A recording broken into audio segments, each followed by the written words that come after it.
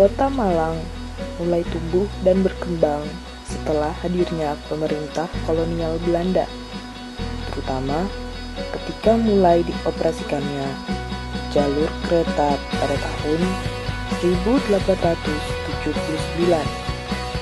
Berbagai kebutuhan masyarakat pun semakin meningkat, terutama akan ruang gerak untuk melakukan berbagai kegiatan.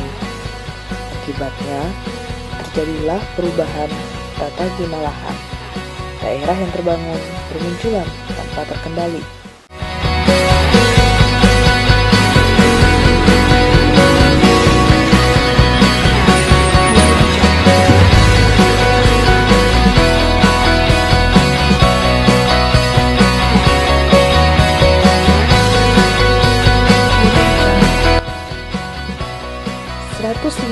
Tahun yang lalu, tram uap pertama kali dioperasikan di Kota Malang. Namun, keberadaannya saat ini seolah terlupakan.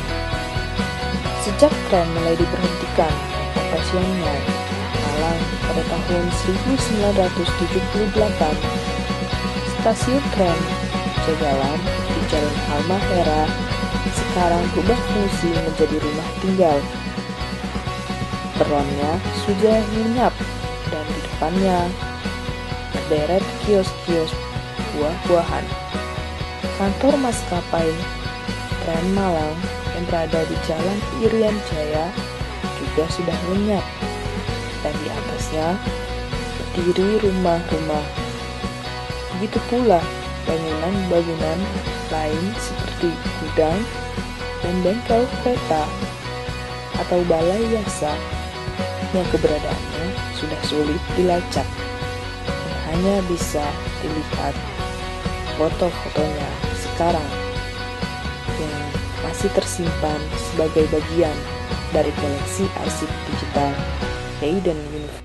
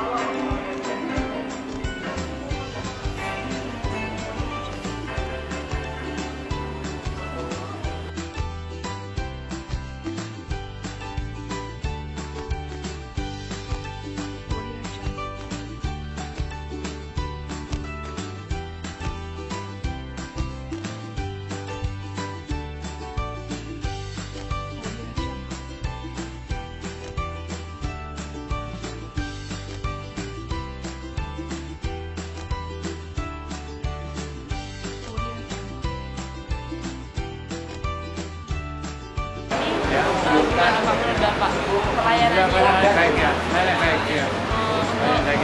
Kalau kayak kebersihan, Kan bagus ya. Ya. kalau ketepatan waktu berangkat Berangkat ya, tepat ya. Banyak lambat tidak ada. Pakai malam nggak ada. Keluar ya. ini pertama kali kepemimpinan ini atau? Oh sering. Oh, udah sering. Saya ada pertama kali. Tapi ini Pak bagus. Ya bagus ya. Kalau misalnya kayak fasilitas sekolah, toilet, Ya.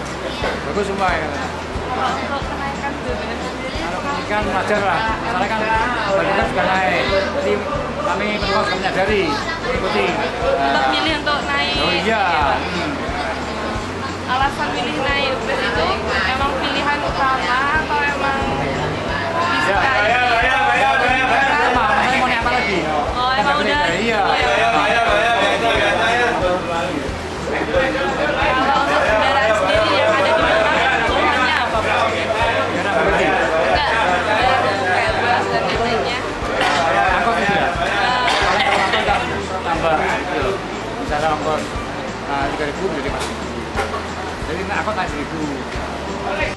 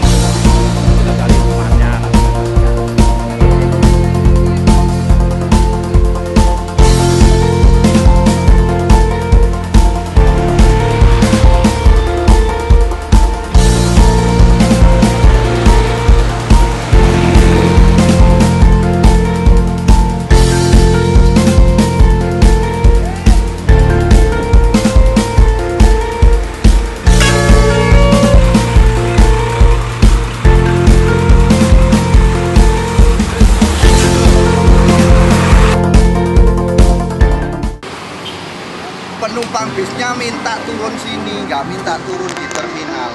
Alasan lainnya itu apa Pak? Alasannya karena penegakan hukum di Indonesia semuanya sama, di kota-kota selain Malang juga seperti itu. Jadi penegakan hukum inti masalahnya iya. Coba di kota lain selain Malang sama, jadi nggak masuk terminal bis itu penumpang pada turun. Jadi tolong itu penegakan hukum aja. Ya seluruh Indonesia, jangan iya ada rahasia, tapi wong namanya orang cari makan, ya di sub juga punya hati, yaitu diberi toleransi. Kok di sana gimana? Itu pasti. Kalau penumpangnya turun sini kan langsung naik ojek, tapi kalau turun di terminal, dari terminal udah ada angkot lah istilahnya. Mereka ya mungkin itu tadi apa? Jadi kalau alasan kenapa bisnya pada berhenti di sini, karena penumpang bisnya yang minta turun sini ke apa soal waktu, jadi berhubungan dengan kalau turun terminal makan waktu terlalu lama, kalau turun sini mau selain entah ke kampus UB naik ojek atau apa naik angkot len ADL atau AL lebih cepat daripada turun di terminal. Kalau ini ojek sendiri merasa diuntungkan Pak? Kalau saya penumpang pada doang di sini merasa diuntungkan ya? Ya pasti itu merasa diuntungkan, soalnya ya memang penumpang dari bis yang kebanyakan naik ojek. Kalau kan di sana juga bukannya ada tempat untuk tukang ojek ya Pak? Kenapa nggak turun di sana aja pangkalannya? Kembali ke apa ingin cepat soal waktu.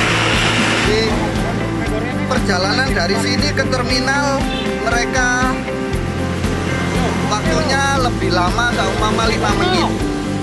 Kalau turun sini lebih cepat 5 menit. Di waktu 5 menit itu bagi orang-orang yang taruhlah langganan juga tujuan kampus UB banyak ya dosen UB juga ada. Waktu 5 menit itu sangat berarti. Jadi,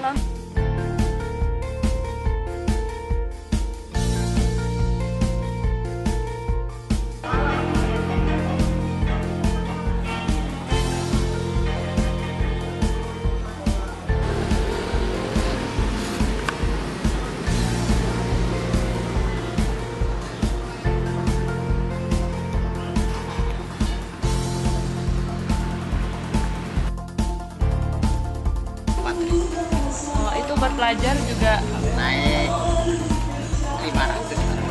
oh, jadi yang pelajar berapa Pak? Kalau pelajar sih loh 2.500, pelajar 2,5, kalau penumpang umum 4. Itu ketentuannya emang dari pemerintah Pak? Ya, kemarin lihat di TV kan organda naik 1.000 perak. Jadi untuk anak sekolah sebenarnya kan biarin, kasihan. Tapi kalau penumpang umum Efek atau pengaruhnya jumlah penumpang setelah kenaikan BBM gimana? menurun sekali Pak. Orang mau naik kan takut. Sekarang mau naik misalnya kerja 2 jalur gitu ya, 2 jalur 4.000 kali 2 8.000, 8.000 dikalikan 2 PP 16.000. Ambil sepeda cicilan ganti ya kan, lebih baik uang muka 500 ambil di showroom, satu harinya bisa mencapai 1.300 satu bulan kan ada itu di showroom. Iya, tapi kan kalau pakai kendaraan pribadi kan tambah macet Pak. Kalau umum kan lebih ini, tapi ya. Kalau ini Pak, Arjo Sari sendiri beberapa fasilitasnya gimana Pak untuk pelayanan angkotnya? Jalur angkot atau gimana di Arjo Sari? Ada masalah apa itu Pak ya? Misalnya kayak itu udah bagus apa enggak untuk jalan, kan ini kan khusus angkot kan Pak yang di itu Ya gimana? sudah bagus, Kalau untuk kebersihan ya sudah bagus.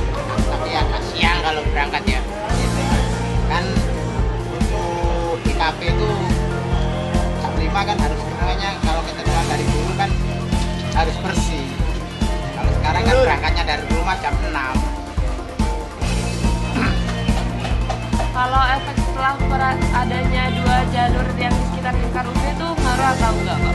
Nah, itu jalurnya AL ini